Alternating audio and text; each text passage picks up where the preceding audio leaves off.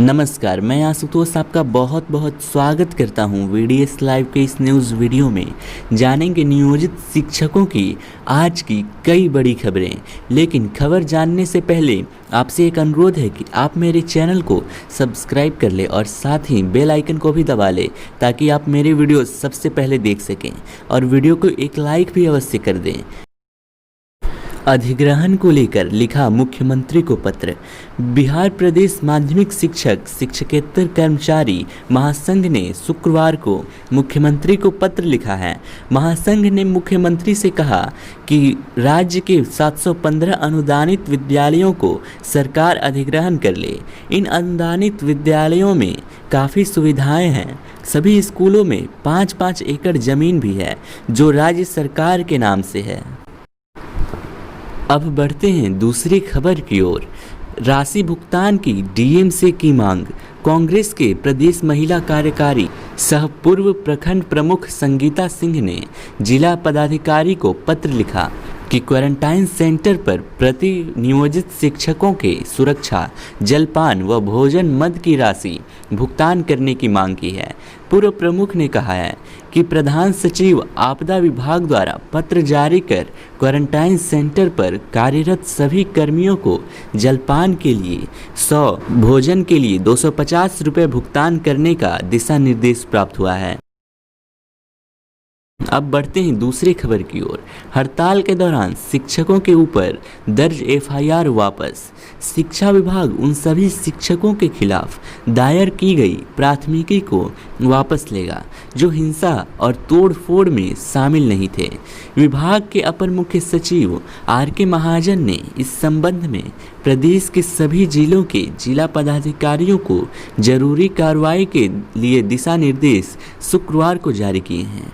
अपर मुख्य सचिव महाजन की तरफ से जारी पत्र में लिखा है कि विभाग ने निर्णय लिया है कि जिला पदाधिकारी के माध्यम से लोक अभियोजक की तरफ से न्यायालय से अभियोजन लेने का अनुरोध किया जाए। यह सभी प्राथमिकी सीआरपीसी की धारा 321 के तहत वापस ली जाएगी। सभी जिला शिक्षा पदाधिकारियों को निर्देशित किया गया है कि प्राथमिकी की सूचना और दूसरे दस्तावेज उपलब्ध कराएं। जानकारी के मुताबिक हड़ताल अवधि के दौरान वार्षिक माध्यमिक एवं उच्च माध्यमिक परीक्षा 2020 के मूल्यांकन में सहयोग न देने, सरकारी कार्य में बाधा डालने आदि वजहों के आधार पर शिक्षक, पुस्तकालय अध्यक्षों और शिक्षकेतर कर्मियों के बीच प्राथमिकी दर्ज कराई गई थी। उल्लेखनीय है कि शिक्षक संगठनों और विभागीय अफसरों के बीच हुई सहमति के तहत इस तरह की प्राथमिकी को वापस ली जानी थी। शिक्षा विभाग का यह निर्णय काफ़ी अहम माना जा रहा है। उल्लेखनीय है कि वापस ली जा रही प्राथमिकी कई हजार शिक्षकों पर दर्ज थी। अब बढ़ते हैं दूसरी खबर की ओर। शिक्षक व कर्मियों का जून में होगा ऐच्छिक स्थानांतरण। प्रमंडल के तीनों जिले में स्थित प्रोजेक्ट और राजकीयकृत उच्च विद्यालयों के सहायक शिक्षक और शिक्षकेतर कर्मचारियों का जून में ऐच्छिक स्थानांतरण होगा। आरडीडीई डॉक्टर प्रिनंदन प्रसाद ने छपरा, सिवान और गोपालगंज जिले के डीईओ को पत्र भेजकर ऐच्छिक स्थानांतरण की प्रक्रिया से अवगत कराया है। आरडीडीई कार्यालय में ही आवेदन लिए जाएंगे। 1 जून से आवेदन लेने की प्रक्रिया शुरू होगी, जबकि अंतिम तिथि 11 जून निर्धारित की गई है। शिक्षक व कर्मचारियों के लिए अलग अलग फॉर्मेट भी जारी की गई है। नियुक्ति से जुड़े आवश्यक सभी जानकारी को साक्ष्य के साथ आवेदन के रूप में जमा करना होगा। इसके बाद कमेटी की बैठक में स्थानांतरण पर मुहर लगेगी। प्रारंभिक विद्यालयों में भी छात्र शिक्षक अनुपात जल्द।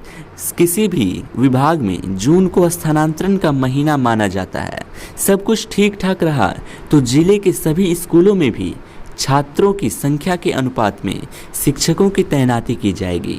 विभाग का निर्देश मिल चुका है, लेकिन जिला शिक्षा विभाग अभी इस प्रक्रिया में कई ठोस कदम नहीं शुरू कर सका। हालांकि विभाग के निर्देश पर वैसे विद्यालयों की सूची बनाई जा रही है जहां शिक्षक की संख्या कम है। सूची के आधार पर ही शिक्षकों के जिले में स्थानांतरण प्रक्रिया शुरू होगी। इसमें एक और जहां सभी स्तर के स्कूल में रिक्त रिक्त शिक्षकों के पद की सूची मांगने की प्रक्रिया चल रही है। वहीं जिन स्कूलों में अधिक शिक्षक हैं उनकी सूची भी तैयार कर स्थानांतरण की कवायद शुरू की जाएगी। बढ़ते हैं दूसरी खबर की ओर। स्कूल खुलने पर शिक्षकों के सामने होगी चुनौतियां। राज्य के सरकारी स्कूलों के प्राथमिक से लेकर उच्च माध्यमिक तक में पढ़ाने वाले शिक्षकों को स्कूल खुलने के बाद कई बड़ी चुनौतियों से गुजरना पड़ेगा। संक्रमण की वजह से लंबी स्कूल बंदी को लेकर बच्चों के तमाम महत्वपूर्ण शैक्षिक कार्य पीछे पड़ चुके हैं। स्थिति सामान्य होने पर जब भी स्कूल खुलेंगे तो पेंडिंग कार्यों को अतिशीघ्र पूरा करने के बोझ तले शिक्षक दब जाएंगे। सरकारी स्कूलों के प्रारंभिक कक्षाओं में तो केवल पहले तिमाही की पढ़ाई का बैकलॉग पूरा करने की जिम्मेवारी शिक्षकों पर होगी, क्योंकि पहली से 8वीं तक के नामांकन में ज़्यादातर बच्चों का नाम केवल कक्षा के मुताबिक रजिस्टर ट्रांसफ़र होना है। लेकिन माध्यमिक उच्च माध्यमिक कक्षाओं के शिक्षकों के जिम्मे बहुत कुछ होगा।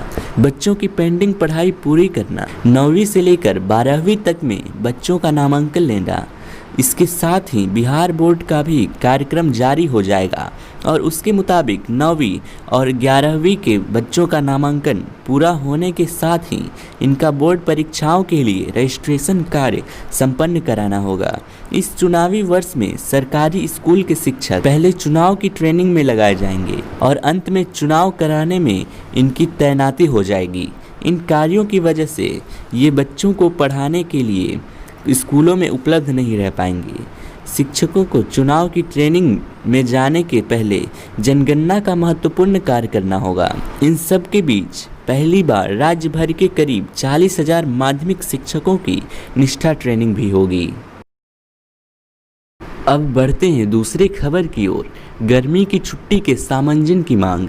शिक्षक अस्मिता बचाओ अभियान समिति के प्रदेश प्रतिनिधि शशि रंजन सुमन ने विभागीय अधिकारियों समेत मुख्यमंत्री व शिक्षा मंत्री को ईमेल आवेदन भेजकर हड़ताल में रहे शिक्षकों की हड़ताल अवधि को ग्रीष्मावकाश में सामंजन करने का अनुरोध किया है। उन्होंने कहा है कि वर्तमान में महामारी से बचाव के लिए प्रवासी श्रमिकों के स्कूलों में बनाए गए क्वारंटाइन सेंटरों सहयोग के लिए शिक्षकों की ड्यूटी लगाई गई है, जबकि सीतामढ़ी समेत कई जिलों में स्कूलों में ग्रीष्मावकाश 18 मई से ही घोषित है। लेकिन विभाग द्वारा महामारी को देखते हुए शिक्षकों का ग्रीष्मावकाश को रद्द कर दिया गया है।